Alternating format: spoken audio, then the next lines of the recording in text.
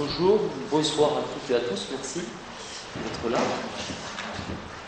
La fois précédente, j'avais décidé avec l'accord de vos condisciples, de travailler en deux temps. Le premier temps, c'était plutôt la partie qui concernait la morale, et j'avais proposé de discuter plus aujourd'hui de l'éthique ce que j'appelle l'éthique du futur. C'est pas moi qui l'appelle, c'est Jonas, qui est un philosophe des années, on va dire, 40-80, et qui a le premier développé cette théorie, cette façon de voir, qui prend pied justement dans la modification du comportement et de la puissance de ce qu'on appelle l'agir humain, c'est-à-dire les modifications qu'entraînent les découvertes scientifiques et les applications techniques dont vous parlera beaucoup mieux que moi Jean-Christophe Garrigue juste après. Mais je reprends en quelques lignes pour surtout comprendre le problème, parce que sinon je crois qu'on n'y arrivera pas. On en avait un peu parlé à la fin de la conférence la fois précédente. C'est tellement une modification, on va dire, intellectuelle, parce que c'est une révolution intellectuelle, qu'il faut comprendre le problème qui se pose pour essayer de bien intégrer comment on peut y répondre, et surtout le travail qu'il va y avoir à fournir pour essayer d'y répondre. Alors, qu'est-ce qui s'est passé dans ce changement? Qu'est-ce que signifie ce changement? Depuis l'origine, depuis le début de la vie, depuis que l'homme, en quelque sorte, a pris le pas sur les autres espèces vivantes, et jusqu'au XVIIe, il est en quelque sorte un peu la victime. Son action, c'est de se protéger d'une nature et d'un monde, d'un univers qui, d'abord, lui pose problème. C'est la physique d'Aristote, la physique, le monde est là, il faut l'étudier, et on va justement avoir les articulations rationnelles, toutes les articulations que l'on pourra, depuis l'astronomie, jusqu'aux mathématiques, en passant par la philosophie. Tous les savoirs seront bons à prendre pour améliorer notre rapport de l'homme au monde. C'est un rapport individuel au départ, et jusqu'à ce que le paradigme que vous connaissez très bien ici à l'université Paul Sabatier, parce qu'on fait beaucoup de mathématiques et de sciences ici, donc je parle de lui un petit peu exprès, c'est Descartes. Descartes qui au XVIIe nous dit « Ah bien voilà, l'homme il doit être maître et possesseur de la nature », je ne vous dis pas, les écologistes en ont de l'urticaire, maître et possesseur de la nature. Pour quelle raison? Parce que la nature, justement, ne fait que poser des questions. Elle ne pose pas vraiment encore de problème. En tout cas, sa finitude ne pose pas de problème. Il est loin d'être fini, le monde, au XVIIe. Il n'y a pas encore ce que l'on va devoir pâtir au XXe et probablement au XXIe et très certainement au XXIIe siècle, s'il y a un XXIe siècle. Quelle est l'idée? Eh bien, c'est que le rapport, donc, comme je vous disais, de l'homme au monde est un rapport de suggestion. En quelque sorte, le monde est pensé comme un grand réservoir dans lequel il suffit à l'homme de puiser pour satisfaire ses désirs. Il suffit de puiser du pétrole qu'on a dans le sous-sol pour satisfaire les désirs des V8 et autres gros camions, gros tracteurs que l'on a dans les villes, dans les sociétés les plus développées, voire moins, parce que les sociétés moins développées font souvent rouler nos anciennes voitures très polluantes dont nous avons cru nous débarrasser. Mais en fait, elles existent, ces voitures encore, et elles polluent. Tiens, polluer, c'est quelque chose qui n'existait pas au XVIIe. Pas vraiment. On n'a pas de révolution industrielle, on n'a pas de processus chimique à l'œuvre hors des processus de nature, car la nature elle-même, je pense que Jean-Christophe en parlerait très très bien de ça, la nature elle-même a un potentiel de recyclage. Le problème dont vous comprenez on va dire la tendance vers laquelle je vais, qui est que justement aujourd'hui nous surpassons ces possibilités de recyclage, qui va poser de très gros problème à la manière de notre rapport à, alors je vais dire un grand mot, en philosophie on appelle ça un gros mot, c'est le monde. Mais le monde, ce n'est pas uniquement ce que vous avez devant les yeux. Le monde, ce n'est pas uniquement ce que vous voyez, ce que vous sentez, ce que vous percevez. Le monde, c'est aussi une organisation de ce que vous voyez, de ce que vous percevez, de ce que vous sentez et de ce que vous intuitez. Le monde est donc aujourd'hui à raisonner, on dirait, avec Heidegger, il est organisé d'une certaine manière. Et la science, d'ailleurs, permet, facilite, autorise, voire même est un outil de cet arraisonnement, de cette manière de nous rapporter au monde comme, en quelque sorte, des consommateurs du monde. Tant qu'il n'y a pas de souci et tant que ça fonctionne, à la limite, puisqu'on avait expliqué la dernière fois que ce n'était pas un enjeu moral, on pourrait dire pourquoi pas. Et on en est là, au XVIIe siècle, au XVIIIe, on commence un peu à s'inquiéter, car quelqu'un commence à suggérer l'idée que le monde est peut-être pas aussi inépuisable que ça. Il s'agit de Jean-Jacques Rousseau, que vous connaissez très bien. Quelle est l'idée de Rousseau? Eh bien, la société se constitue pour lutter contre, justement, l'une des questions qui a été posée tout à l'heure, qui était très pertinente, mais l'idée que l'on va justement subir une pression du monde. Quelle est son idée? La population va augmenter, les ressources naturelles, on dit bien, n'augmenteront pas dans les mêmes proportions. En revanche, les ressources aidées, produites, augmentées par l'intelligence humaine, sa technique, sa science. Vous voyez le monde, voilà le monde que nous connaissons. C'est le monde de la production, je ne dis pas encore surproduction, mais disons la production améliorée par l'humain, auquel vont largement contribuer ce que vous connaissez très bien ici comme science, tout ce qui va être la science du vivant, la chimie et bien sûr la physique. Et cette connaissance scientifique, ces applications vont permettre justement, eh bien, en quelque sorte au départ de donner tort à Rousseau, puisqu'en fait on ne pâtit pas de cette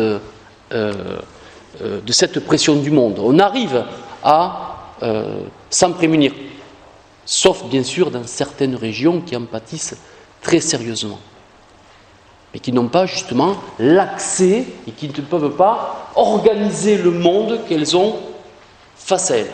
Problème de gestion des connaissances, problème de ressources économiques pour développer des industries et leurs applications.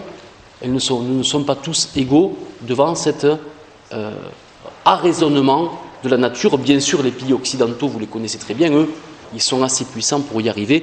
Certains pays du Sud ne sont pas au même rythme, on va dire. Peut-être qu'ils vont s'y mettre.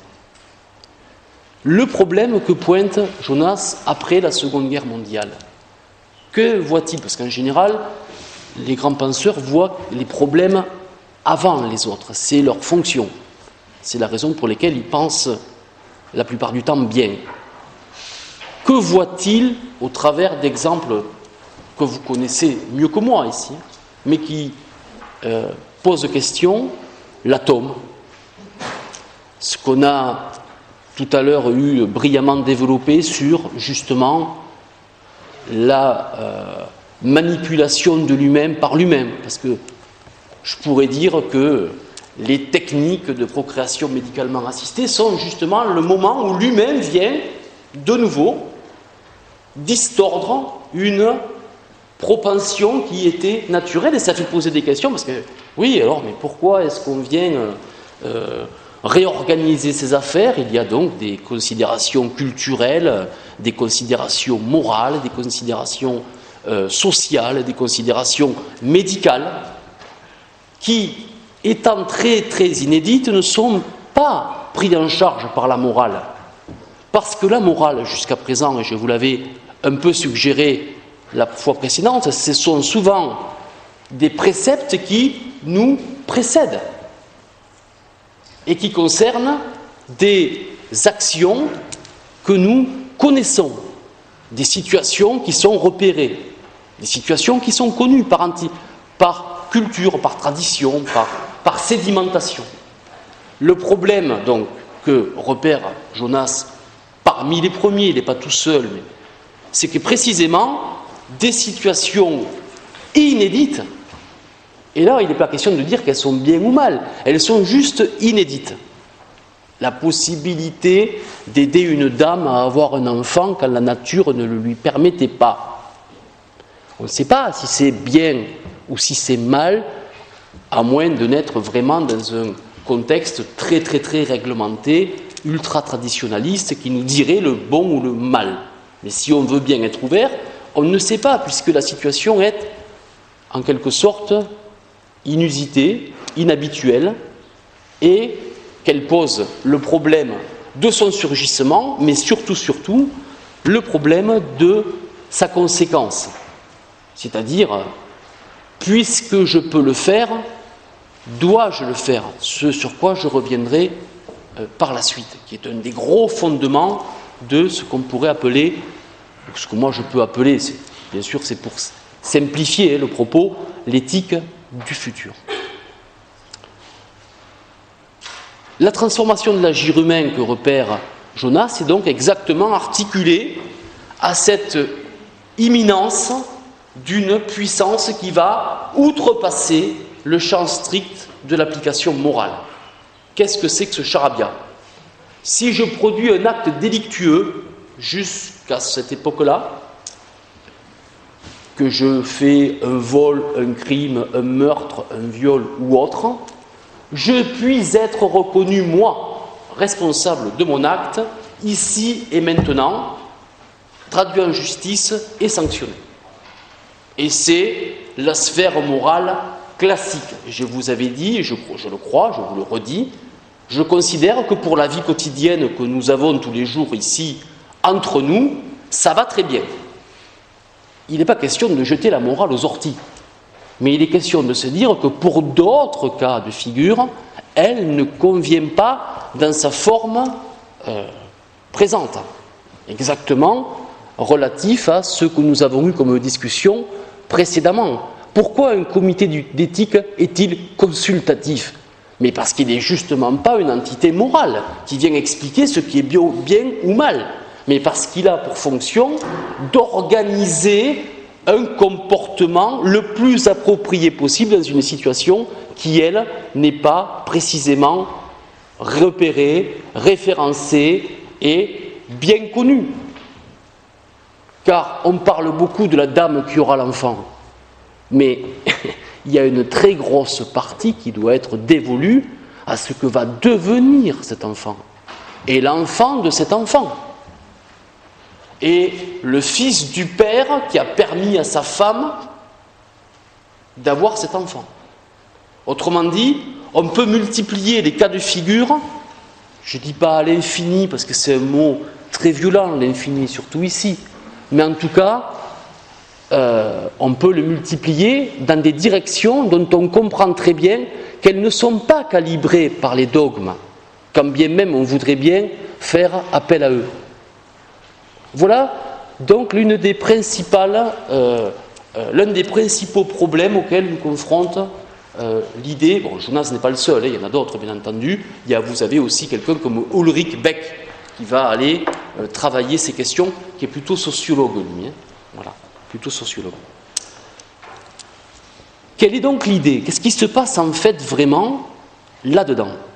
Eh bien, contrairement à cette idée que je pouvais être assigné au temps et à l'espace et à ma responsabilité, avec cette transformation de l'agir humain qui donne à l'homme, pour la première fois,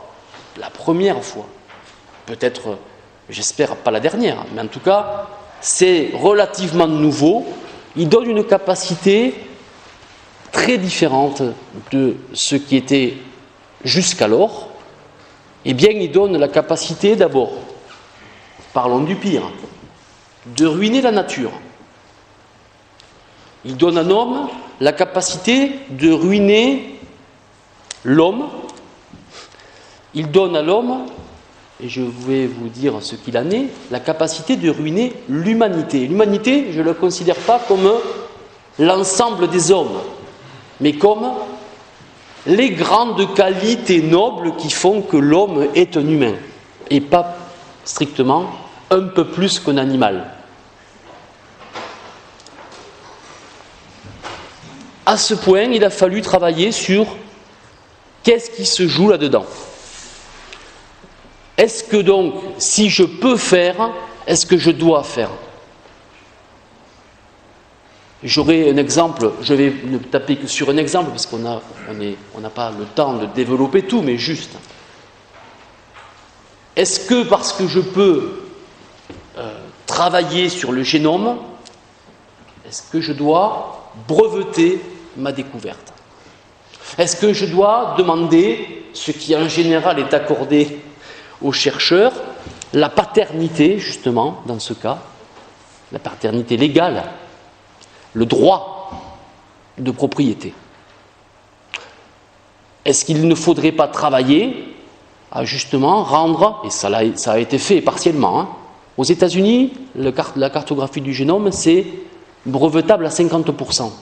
Ce qui signifie que ce n'est pas brevetable à 50%, vous allez me dire. Mais moi, je dis que c'est brevetable à 50%. Ce qui pose de gros problèmes pour l'avenir du monde juridique. Imaginons quelqu'un qui devienne propriétaire d'une qualité humaine ou d'une capacité physique. Hein? Voilà les perspectives vers lesquelles nous ne pouvons pas ne pas engager la réflexion. Ne pas engager la réflexion est soit se poser en victime, soit se poser en pleutre. Hein? Voilà.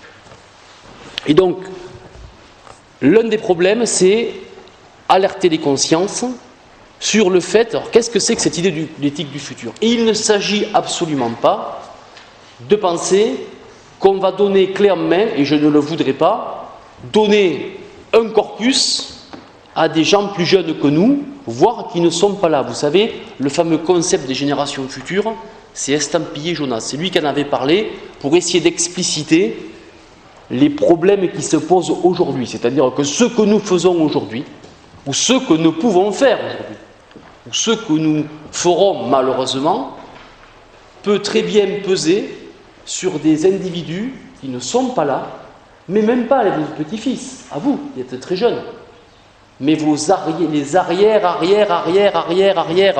petits-fils, et bien plus loin encore, que nous ne verrons jamais. Et je ne veux pas leur donner un corpus, puisque ça voudrait dire que je contrains leur liberté. Voilà le cœur de l'éthique du futur de Jonas, c'est l'idée de se comporter d'une manière la plus adéquate possible, en intégrant, à l'image de Axel Kahn, qui après avoir travaillé sur les cellules souches, arrive à découvrir des choses, est capable de, il est complètement, je pense, dans un mouvement qui peut être intéressant et qui sera analysé plus tard, en disant, avant de voir ce que je vais faire, je prends 5 ans pour y réfléchir. Puis pas un peu, hein, en y réfléchissant, notamment grâce à Jean-Claude Amezen, le président du Comité national d'éthique, justement. C'est-à-dire en allant prospecter au plus loin et au plus large possible pour savoir ce qu'il convient éthiquement de faire. Car il n'est pas question, et ici, après, Jean-Christophe Garrigue prendra la parole pour parler de la science, parce qu'il y a bien sûr pas du tout question ici, enfin pour moi, hein, de revenir sur les acquis de la science et de jeter la science aux orties, comme on aurait pu dire, la morale. Pas du tout. La question est justement, sauvons-la, la science au sens où elle nous permet d'arraisonner le monde, mais que l'humain et l'humanité, c'est-à-dire les qualités nobles, il me reste très peu de temps, soient toujours susceptibles de continuer à vivre dans notre descendance. Et moi je vous dirais que, bien sûr, c'est très bien si elle est naturelle, elle ne sera pas pire si elle est médicalement assistée. mais bien organisé, bien entendu. Voilà. Je crois qu'on me fait signe, pour moi c'est terminé.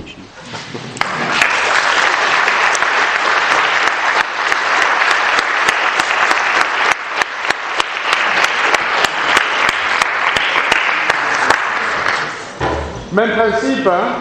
Si vous avez des questions, des suggestions, quelque chose à apporter à ce sujet, vous demandez la parole et vous l'aurez. Je vois une prise de parole ici.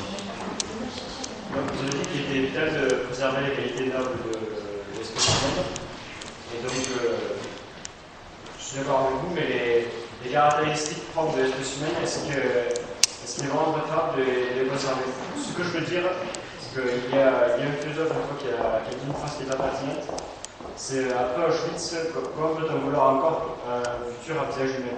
Parce que les caractéristiques propres de l'être humain, est-ce que ce ne serait pas plutôt les choses comme la bêtise, la méchanceté, la cruauté, plutôt que des qualités comme l'empathie ou la gentillesse, la tendance à casser comme humaine?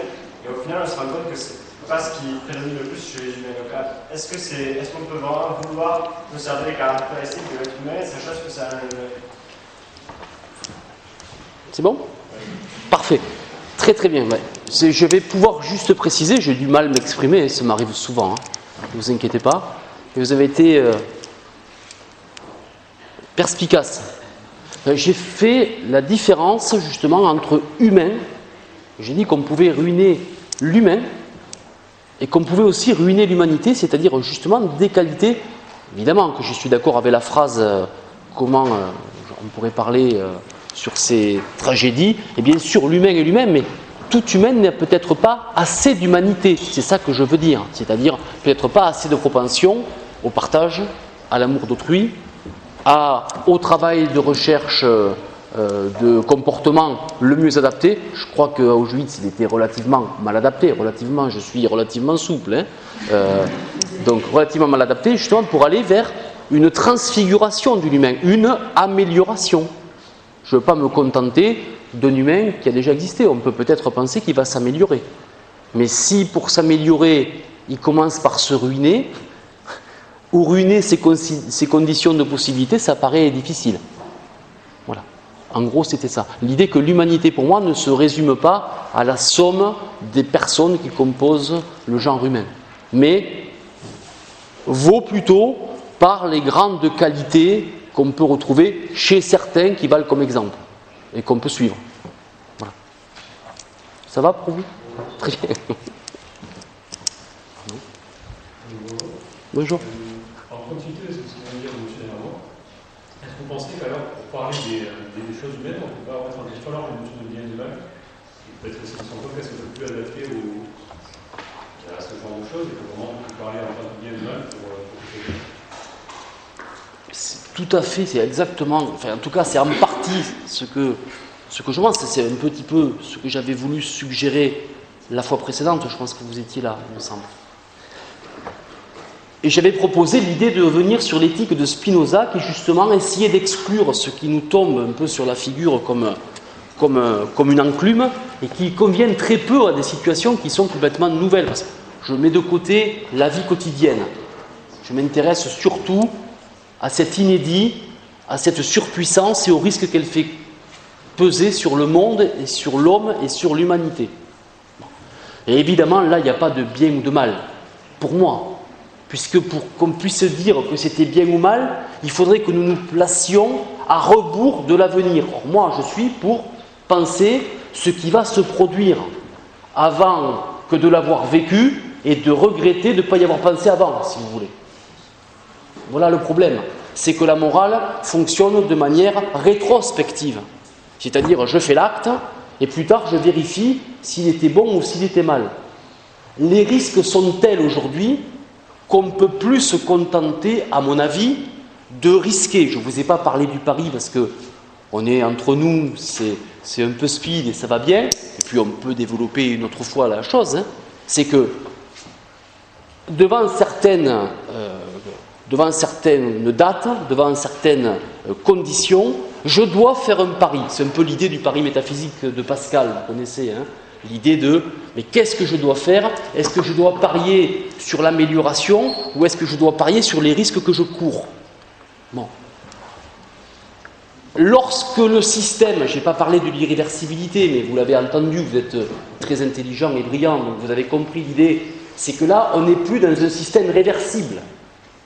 Hein, en quelque sorte, pour schématiser avec l'atome, qui est un vecteur, un exemple très très utilisé par Jonas, en quelque sorte, une fois qu'on a appuyé sur le bouton, on ne peut pas faire revenir la chose à la position initiale, c'est fini. Donc il y a une nouveauté dans cette irréversibilité, dans cette accumulation de puissance qui ne peut pas supporter que je fasse une expérience qui s'avérerait particulièrement néfaste. Pour ensuite pouvoir dire « Ah, vous avez vu, hein, c'est pas bien ». Voilà le problème auquel on est confronté pour l'une des premières fois, et vous êtes la génération, pour moi, qui va en être plus volumineusement consciente que la mienne, qui quand je leur parle, ne comprend rien du tout à ce que je veux dire. Hein. Voilà. Alors déjà, quand on leur dit que c'est quelque chose qui concerne une situation qui n'existe pas encore pour des personnes qui ne sont pas là, eux qui ne parlent qu'au passé, à la tradition et l'histoire, je ne vous dis pas. Hein. Voilà. Il y avait une prise de parole là-haut. Oui ? Jonas, c'est le concepteur du principe de précaution. Je peux vous répondre ou vous continuez? Alors, ce n'est pas le principe de précaution est une adaptation légale d'un concept de Jonas qui s'appelle ça s'appelait, vous avez entendu le mot, je vous l'ai dit 2-3 fois un peu exprès, hein, le principe responsabilité. Voilà. C'est-à-dire que justement l'utilisation actuelle du principe de précaution qui arrive à arrêter le processus de rapport au monde, à mon avis, hein, je connais un peu l'œuvre, je pense que c'est strictement quelque chose que n'aurait pas aimé Jonas, puisque c'est justement le fait de ne pas adapter un comportement.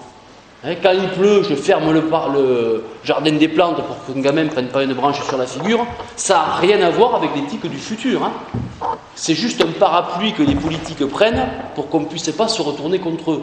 C'est une adaptation juridique et légale du principe de précaution, mais à mon avis, ce n'est pas la meilleure, toujours en tout cas, toujours la meilleure adaptation. De la même manière, il est très difficile de réglementer a priori sur ces affaires-là. Pardon. Il y a une prise de parole ici. Oui, vous parlez donc de l'irréversibilité de la surpuissance qui est actuelle, qui représente un risque sur l'humanité.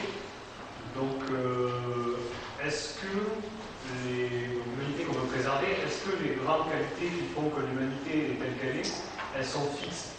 Parce que dans ce cas-là, en évitant les risques, est-ce qu'on ne s'empêche pas de faire évoluer l'humanité vers quelque chose d'encore mieux?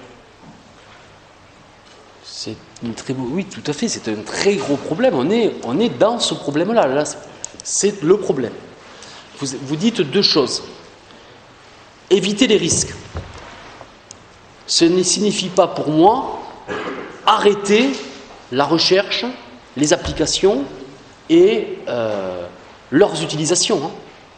Ça, c'est la lecture ultra rapide et souvent, à mon avis, fossoyeuse de l'idée de justement l'éthique du futur. C'est justement pas ça. C'est plutôt organiser. Il y a une notion qui va arriver, dont on n'a pas parlé, mais vous comprenez quand je vous ai dit qu'Axel Kahn prend 5 ans. Il ne prend pas 5 ans pour dire ça sera l'âge de la retraite, j'arrêterai tout. Il prend 5 ans pour savoir ce qu'il convient de faire. Peut-être va-t-il convenir de continuer, d'appliquer et d'utiliser. Il n'a pas dit. Il a dit je ne me dépêche pas de faire ce que je peux faire juste pour savoir, par exemple, comment le faire. Comment l'organiser, hein? On a vu, par exemple, dans la conférence précédente, qui a été très bien montré, ça, l'idée de l'encadrement aujourd'hui de ce don d'ovocytes, l'encadrement légal. C'est la manière d'articuler le désir et la nécessité à une façon de procéder, on va dire, peut-être plus juste, qui génère moins de risques. Pas que, elle ne génère pas. Hein. Si on décide de continuer, est-ce que c'est parce qu'on a estimé qu'il n'y avait pas de risque pour l'humanité? Ou est-ce qu'on ne sait pas et que peut-être, est-ce que les caractéristiques de ce que vous appelez l'humanité, elles sont fixes en fait? Non, je ne pense pas. Dans ce cas-là, comment on sait si ça ne comporte pas de risque? On peut décider de continuer une recherche et de l'appliquer en ayant décidé que ça ne comportait pas de risque pour l'humanité, mais on ne sait pas si ça va l'améliorer en mieux. Oui. On ne sait pas dans quelle manière on peut l'améliorer. Donc, le choix est difficile parce que même si du coup il y a des risques trop importants, on peut passer à côté de détails qu'on ne connaît pas et qu'on ne peut même pas imaginer, parce qu'on ne sait pas de quoi on peut parler. Vous avez absolument raison, et je pense qu'une idée, alors il n'y a pas de solution miracle là, j'en aurais pas à vous donner, j'ai juste une idée pour vous, c'est exactement un peu ce qui se passe ici et qui peut, je trouve, devenir une nouvelle méthode, mais vraiment une méthode, hein, pas juste un petit plaisir, c'est la transversalité, parce que ce que vous dites, ça signifie que vous penseriez être seul dans votre coin en train de faire votre recherche et d'envisager et de prospecter ce qui peut en devenir. C'est en croisant, je pense, les regards de juristes, de disciplines de sciences humaines qu'on appelle ici molles, c'est super, hein, voire même quelquefois d'autres disciplines de sciences dures, que on peut, c'est ce que j'ai dit Axel Kahn exprès, parce que c'est exactement ce qu'il est en train de faire. Il ne le fait pas seul. Seul, je crois qu'on ne peut plus, justement. À moins de risquer énormément. Je crois qu'il reste 3 prises de parole. 1, 2 et 3, allez, 4 et puis... allez, 5. Je suis magnanime aujourd'hui. C'est bien dormi.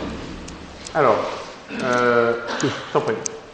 Oui, vous parliez on ne peut pas accuser quelqu'un qui ne sait pas, qui se retrouve face à un cas dont on ne connaît pas les conséquences. On connaît l'histoire de l'île de Pâques qui a été d'utiliser tout le bois qui avait été fait entre autres pour les statues, pour les constructions, à tel point que la forêt a totalement disparu sur l'île de Pâques et que ça a tué toute la population qui y était. Donc on sait qu'une population dans un endroit clos, où il n'y a pas de ressources qui peuvent venir de l'extérieur, tue toutes les personnes qui sont dedans. Est-ce qu'on peut considérer que, en sachant ça, des compagnies comme des compagnies minières ou pétrolières qui utilisent toutes les ressources, qui veulent utiliser les ressources jusqu'à plus en avoir, parce que c'est comme ça que ça va se finir, est-ce qu'elles pourraient être condamnées par exemple, ou est-ce qu'on peut considérer qu'elles ne peuvent pas dire qu'elles ne savaient pas, vu qu'on a déjà des exemples peut-être celui-ci. Vous êtes très en avance. Il y a alors ce n'est pas un philosophe, c'est quelqu'un qui pense beaucoup, mais qui alors lui qui a pris le relais, qui est quelqu'un d'en pointe, qui est vivant et que vous connaissez bien, qui est Jérémy Rifkin, hein, qui est un penseur très actuel, qui est vraiment très très célèbre, qui a écrit un nouvel ouvrage parce qu'il a une biographie très conséquente qui s'appelle La troisième révolution industrielle. Elle est exactement dans l'axe de ce que vous dites. Parce que vous, comme vous êtes jeune, vous percutez très vite. Et donc, lui, le plus ancien, vient de l'économie et a posé la question en disant « Mais ne faudrait-il pas, et il y a un endroit dans le monde qui existe comme ça, élaborer, justement, la possibilité de faire de la Terre, et je pense il exporterait vers l'univers dans son entier, hein, eh bien, une entité juridique qui posséderait des droits contre lesquels les personnes qui ruineraient les réserves ou qui pollueraient à outrance pourraient être opposées. Et donc traduit en justice au titre de personnes physiques, mais ça m'étonnerait, plutôt d'industrie et de personnes morales. Oui. Justement, donc c'est une réflexion. Alors, elle n'est pas aboutie parce que vous comprenez que tout ça, ça prend du temps. Ça réorganise. Ce qui se passe, c'est qu'on est en train de réorganiser notre rapport au monde. Et c'est ce qu'il faut pour beaucoup plus qu'une stricte décision. On est en train de penser justement, en quelque sorte, que l'homme, étant le résumé du vivant, plutôt que le dominateur, a la responsabilité de toute cette échelle du vivant. Moi, je trouve cette idée beaucoup plus belle que celle de dire « tout est à moi, je pille tout et je m'occupe de rien ». Même si quand on pille, on vit peut-être pas plus mal que ceux qui sont pillés. Mais ça, c'est un problème moral. Voilà. Oui, ça existe donc. Oui. Alors justement, concernant la domination de l'homme sur la nature, vous le savez, on est dans un siècle où l'homme commence à faire des recherches, affine ses recherches sur le cerveau. Et j'aimerais ouvrir la parenthèse des neurosciences, justement. Parce que quand même, je pense que l'éthique a une grande place dans cette science-là. Parce que, comment dire, c'est une question qui va être un enjeu crucial pour l'humanité.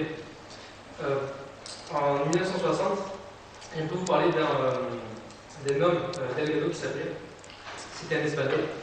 Il avait fait des recherches justement sur le cerveau. Il avait mis au point un petit bijou technologique qui s'appelait un Simo Saver. Et en fait, je vais vous expliquer. Ce Simo Saver, ça consistait en fait, c'était un implant céphalique, un implant qu'on mettait dans le cerveau. Et selon la zone stimulée, on pouvait contrôler une impulsion musculaire, ou par exemple la contraction des iris. Est-ce que ça, dans le futur, quels sont les risques et quels sont les enjeux? J'aimerais un peu clarifier ça. Très bien, oui, absolument. C'est ce qu'on appelle, enfin, moi je l'appelle comme ça, certainement impropre, mais enfin l'idée est là. C'est ce que j'ai voulu vous dire sur l'idée que pour l'une des premières fois, l'homme distordait le régime naturel. C'est-à-dire l'homme est capable d'aller dans un endroit où il n'allait jamais. Et donc l'un des endroits principaux, c'est le cerveau. Donc bien sûr que ça va poser des problèmes majeurs qu'on va appeler sous la bannière de ce qu'on envisage comme le transhumain. C'est-à-dire l'humain augmenté, l'humain modifié, qui pose une question. Philosophiquement, je parle d'une question de fond. Quel est son statut? Quel est le statut de cet homme augmenté par rapport à moi qui ne le suis pas? Juridiquement. Hein? Ça pose donc, déjà, vous le voyez, et je vais que là, je ne vous dis pas si on multiplie le réseau des applications possibles et des croisements des applications possibles dont vous parlez, qui sont réels. Et par contre, est-ce que, puisque vous avez l'air de vous y connaître beaucoup plus que moi, il y a déjà des applications médicales? Est-ce qu'elles sont encadrées? Est-ce qu'on a légiféré? Est-ce que l'on organise justement une utilisation, on va dire, ciblée? Ou est-ce que c'est une utilisation qui pourrait être dite, parce que je vois bien l'enjeu dont vous parlez, commercial? D'accord? L'éthique du futur est là, c'est-à-dire prévoir pour éviter qu'un gros problème ne se pose. Il n'y a peut-être pas de problème là pour le coup pour le genre, mais il peut y avoir des problèmes quant aux applications de ce dont vous parlez. De très très gros problèmes. Des problèmes juridiques, des problèmes commerciaux, des problèmes financiers, des problèmes philosophiques aussi, mais ceux-là, ils font moins mal en général. Donc là, il faudrait voir, je ne sais pas si vous êtes renseigné, mais moi je vous invite, parce que ça c'est un champ qui aujourd'hui, si vous voulez, vous me parlez en me disant la fenêtre est ouverte. C'est qui est super, c'est très intéressant, mais il faut se focaliser justement sur les applications, les orientations. Est-ce pour l'amélioration de personnes en difficulté? Est-ce dans un objectif publicitaire, on pourrait dire? Il faut cibler l'utilisation. L'éthique étant le comportement adapté à une situation. Parce que c'est vrai que ces stimuli aussi peuvent guérir. Oui. La psychose, la maladie Parkinson, par exemple. Je ne me suis pas plus renseigné sur l'avancée des travaux. Et je crois qu'ils ont été arrêtés. Je ne sais pas s'ils ont repris ou si ils avancent. Je pense que là, il faut regarder. Alors, je crois qu'il y avait encore 2 prises de parole. Une ici et une ici. Et voilà. Oui, moi je voulais juste revenir sur un détail de ce que vous avez dit. Vous avez dit qu'en Amérique, l'ADN était brevetable à 50%. Oui. Et en fait, j'aimerais savoir certaines précisions parce que moi je suis en biologie et dans mes cours, on m'a dit qu'un seul gène avait été breveté, 2, avant qu'une loi passe. Et du coup, je voudrais avoir des précisions sur ce point-là. Alors, je ne serai pas aussi pointu que vous scientifiquement. Moi, c'est un article que j'avais lu il y a déjà un petit moment, quand je travaillais sur Jonas, donc il y a quelques petites années, pas très longtemps, mais petites années. Je vous avoue que pour venir ici, je l'ai conservé comme axe, et c'est pas parce que c'est brevetable que ça va l'être. Le drame étant, qui va le faire? Je suis certain par contre que certains, notamment Raël, pour pas le citer, fait des tentatives de clonage humain au Canada. Ça, c'est connu. Et donc, vous le savez ça ou pas? Voilà. Pour moi, c'est pas sûr. Oui, non, bien sûr, la tentative est sûre. Le fait qu'il y arrive, j'espère bien que non. Mais c'est ça le problème. C'est pas parce que des personnes vont dire de manière éthique, ça un danger, que de manière éthique ils ne vont pas le faire, que quelqu'un d'autre à côté ne le fera pas.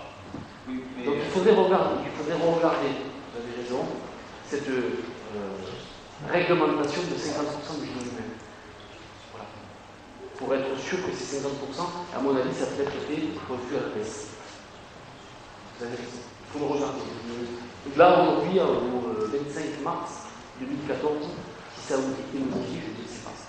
Mais quand la proposition a été lancée, c'était ça qui avait été soutenu. De façon à éviter que quelqu'un puisse être totalement propriétaire du génome. Mais ça signifiait pour moi qu'une entreprise, un laboratoire ou une personne pouvait se porter propriétaire intellectuel d'une qualité humaine. Ce qui pose un problème.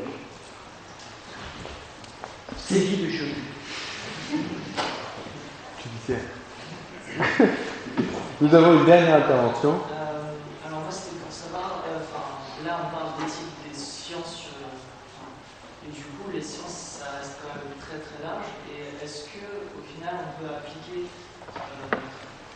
une morale telle éthique sur l'ensemble de ces sciences? Comment arriver à rassembler en un point au final des sciences qui peuvent avoir un impact complètement différent les unes par rapport aux autres, que ce soit au niveau économique par exemple, autant qu'au niveau cellulaire.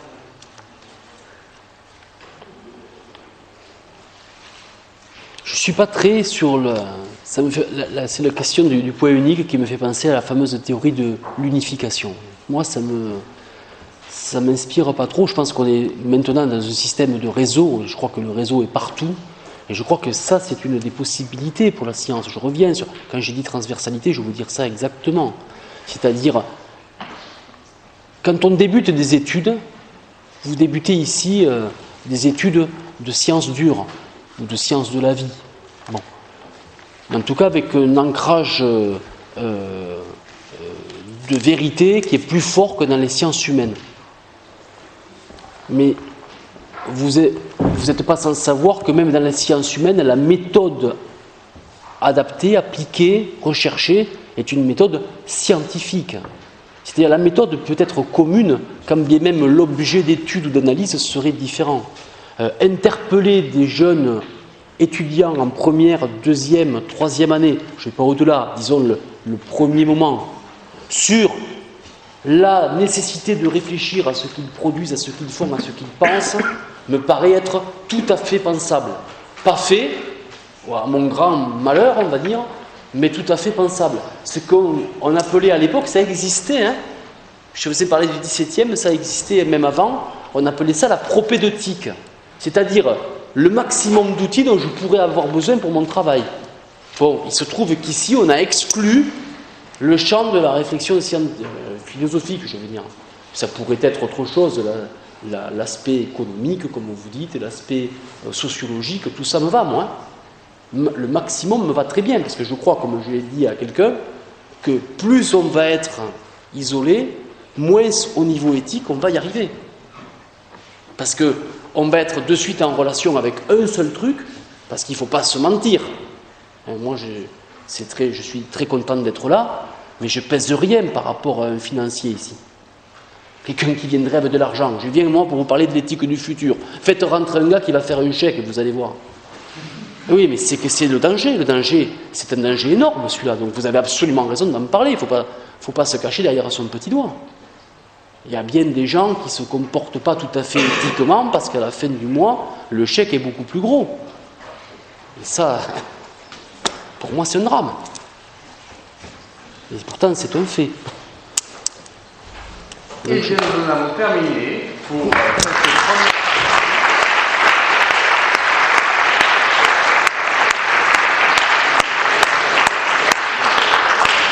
Alors j'invite tout le monde à venir prendre un petit pot pendant...